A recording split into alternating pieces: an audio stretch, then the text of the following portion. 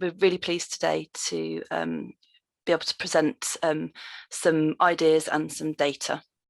Absolutely. So thanks, Kate. And I think it's important to say that, yeah, perhaps we're critiquing the term that we're using to start off with, really, the leaky pipeline, but we're also presenting some new data from a project that we were commissioned to do by the Royal Society in 2020, in the slightly normal first few months of 2020, which focused on the barriers to career progression that were experienced by disabled scientists. So that's the kind of focus that we're taking today. So I think it's important to start by reflecting on the developments in the UK higher education sector, just to provide a bit more context for what we're talking about today. So there is the kind of increasing recognition of research cultures as marginalising for particular groups of researchers. There's evidence in multiple spaces of racial and gender discrimination, bullying and harassment, and those have been particularly highlighted in our 2021 report that Vitae published on the impact of the pandemic on researchers. But also, obviously, the sort of flagship Wellcome Trust 2020 report on research culture. The UK government 2021 Research and Development People and Culture Strategy indicates kind of the importance of diversifying the research workforce and sustaining and growing it to achieve more broad societal ambitions. The recent Bayes workforce survey is also attempting to better understand the diversity data of the wider research workforce. And all of these developments have kind of led to an increased focus on equality, diversion and inclusion initiatives which attempt to resolve some of those more systemic issues. This has resulted, as Rachel said, in a particular funding context that we're in at the moment, with the enhancing research culture funding allocations in response to the People and Culture Strategy, and also the Research England and OFS investment in improving access for Black, Asian and minority ethnic students to postgraduate research. So while we've used the kind of leaky pipeline as a sort of frame of reference for the presentation, I'm going to kind of critique it now. I mean, probably you've all come across this term. It's been used traditionally to describe the lack of women in progressively senior roles and within certain disciplines, for example, the sciences. And while it's maybe a useful visual shorthand and kind of useful metaphor in some ways to understand the lack of access and participation, it's not always that useful to discuss kind of the wider systemic issues that we're talking about, and particularly around uninclusive research cultures. It kind of puts the emphasis on individuals and their kind of lack or seeming inability to progress within a particular system. And the reality is actually there are horizontal, vertical and intersecting inequalities across ethnicity, disability and lots of other marginalised identities. And this statistic here, I think, reflects the one in Louise's presentation this morning in the keynote. So you kind of recognise that historically there's been more focus on maybe women's underrepresentation and their experiences in HE rather than those of other marginalised groups. And later in our presentation, we'll highlight the career experience of particularly disabled academics working in the sciences. And particularly it's important within wider discussions of mental health, wellbeing and inclusivity to note that while disability disclosure rates are actually increasing in the student and PhD population, that's not being reflected in the wider academic workforce. So what we're saying is that these patterns indicate that while pragmatically not everyone can pursue academic careers, there is considerable evidence that research cultures within academia and the practices that are normalised within these careers are more off-putting to and less inclusive of some groups than others. In terms of efforts to tackle these issues, I think previous focus has been on the representation and role models, the importance of, for example, undergraduate students of colour seeing people of colour in research and lecturing positions, successive mentoring schemes and reverse mentoring, and then diversity of conference panels and all of those things. And I'm definitely not saying that those things are important, but there have been concerns raised by colleagues about the kind of issues of tokenism and lip service without any significant change to the demographics of research or academic staff. And of course, Louise mentioned earlier the drop-off after undergraduate for students of colour. And also that key question of who does the work, the burden falling on those people who are already disadvantaged. And of course, there are very clear pragmatic issues. The PhD is a crucial stage and the access isn't equal. So for example, the recent Leading Roots report on the broken pipeline highlighted that only 1.2% of Research Council scholarships were awarded to Black students. And with just 30 of those being from Black Caribbean heritage. So kind of thinking about efforts to do something about this. Of course, we've got the PGR Access Fund. Vitae is involved in a couple of projects, one with Oxford and Cambridge, which is about developing fair selection models for historically marginalised postgraduate researchers at Oxford and Cambridge. And the second, led by the University of Essex, aims to boost the postgraduate research access for specifically UK domiciled Black researchers from undergraduate and postgraduate taught population. So it's that kind of pre-researcher, potential researcher phase, which again was mentioned in the keynote. I think there's increasing recognition that inclusive research is good research. So it's not a nice to have, it's an essential. But something that I've heard colleagues and especially some Black colleagues that I've been working with recently talk about is, what about the responsibility, duty of care of institutions? If we're increasing access to research for marginalised groups, this is part of the puzzle, but what about the research culture itself? It needs to change to accommodate. And there's that issue of psychological safety, feeling a sense of belonging and acceptance, and that kind of issue of the responsibility of bringing students of colour into hostile environments. The Wellcome Trust report, what researchers think about the culture they live in, highlighted this issue of bullying and harassment in the sector. And it was also highlighted by the Bayes Wave 2 survey data, which showed that this had in some cases been compounded by the pandemic. Again, just to kind of think about some things that Vitae are doing, we're currently working on a project which is about tackling underrepresentation of early career Black researchers. And it's focused particularly on why do people of colour leave academia and what can we learn and do in the future to encourage them to stay.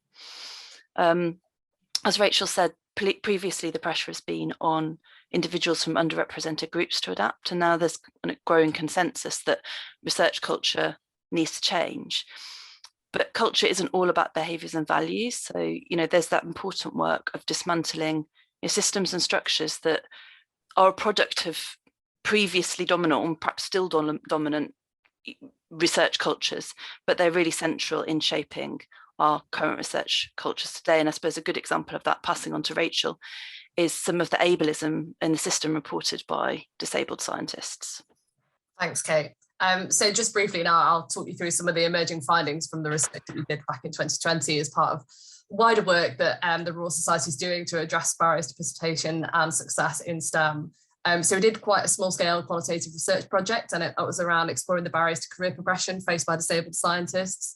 And I think what's important to kind of flag, first of all, was the way in which the competitive environment of academic STEM was really kind of problematic and difficult for individuals in terms of many of the underlying assumptions that it made around kind of academic working practices. So assumptions that full-time working patterns were normal, sort of the consistently high level of research productivity and publishing that was expected, successful accruing of external research and grant funding in order to progress, expectation of presence at conferences and networking events. So it was quite a difficult kind of environment, I think, a lot of disabled scientists felt.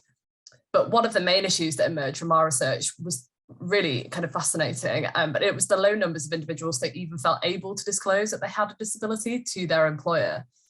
And obviously, depending on the type of disability or condition that an individual had, it wasn't always possible not to disclose because of the kind of visual or kind of impact on the day-to-day life. So some individuals had to disclose the disability, but it was very evident that where it was a choice with a chronic health condition that could be masked somehow, or with a specific learning disability or a mental health condition, that the choice that many made was to not disclose at all.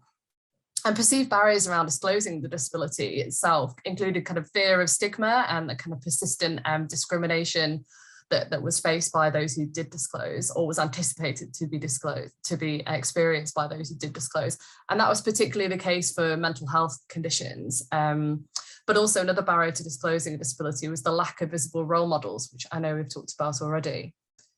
We also found that rates of disability disclosure varied massively with career stage. It was much lower among academic staff than students and doctoral students, and much, much lower amongst senior academic staff than at early career stages.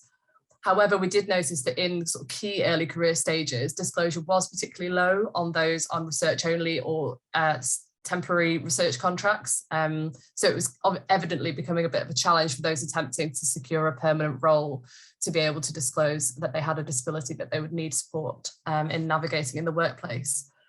We also found that disclosure of disability was lower in STEM subjects than outside STEM subjects, and is particularly low in certain subjects, for example, engineering. So whilst some had successfully managed to secure the adjustments that they needed, for the majority of those that did disclose a disability, negotiating access to institutional support was not straightforward. There was often little faith in formal reporting processes, and lack of awareness and understanding of individuals that they encountered when individuals who were disabled had sought support, particularly from formal sources, including HR. And really, I think the thing that really struck me was that the majority of participants in our study, and particularly those at the mid-career and senior scientists, so those that you would expect to be in a kind of position of being able to be a role model perhaps for others, wouldn't recommend other disabled scientists further on and more junior in their career to disclose their disability because of the challenges that they'd faced. So it was felt that really institutions and funders could do far more to support disabled scientists, and participants talked about the need for better awareness and understanding of what reasonable adjustments meant, particularly amongst line managers and heads of department, but also the desire for a more proactive approach to providing examples of adjustments that could be made, more support for staff disability networks, and for those who are attempting to apply for external funding that would really advance their career. Thinking about the implications of what we've talked about today, I mean, talent loss arguments that centre around the idea of the leaky pipeline have both economic and moral strands to them.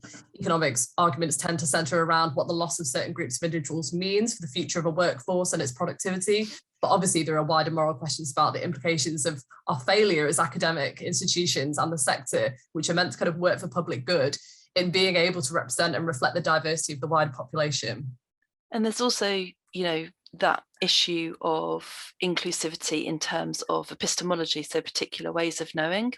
We know that certain topics, certain research methods are favoured above others, and some disciplines may kind of really discourage any overt or even implicit recognition of the embodied lived experiences of the people who are undertaking the research, which I think it is really challenging. It's that kind of myth of the universal subject. And we all know, I'm sure we've heard this narrative before, that, these so-called wicked problems, I'm not too keen on the term, but I think we all know what it means, need that kind of diversity of perspective, of ideas and of experience. So just briefly to talk about some of the recommendations for the report that we did on the Disabled Scientists Project for the Royal Society. It really included celebrating the work of disabled scientists more visibly, recognising the positive impact of role models, but also increasing disability awareness training and inclusive recruitment processes, which is something that we're kind of seeing, UKRI at the moment are looking into this in a number of different ways, but also providing clarity in guidelines on what types of adjustments are available and stating those very obviously on job applications as well as staff web pages. So I think there are some really key kind of practical things that can be done to kind of resolve some of these problems within the structure of academic careers. This is the final point, and I suppose that it's a question for the audience as well as one that I'm just going to say one thing about, which is that at the recent Vitae conference, we kind of established that researcher developers have the potential to be key agents of change around research culture because of the way that they work across institutions, kind of vertically and horizontally, and they can often kind of join things up and bring things together. So I think that what researcher developers can do is recognise, as I know that they do already in many ways, that there's no typical researcher. It's one size does not fit all. But I think in terms of practical things that are being done and people would like to do, I'd love to hear from the audience. Thank you. Thank you.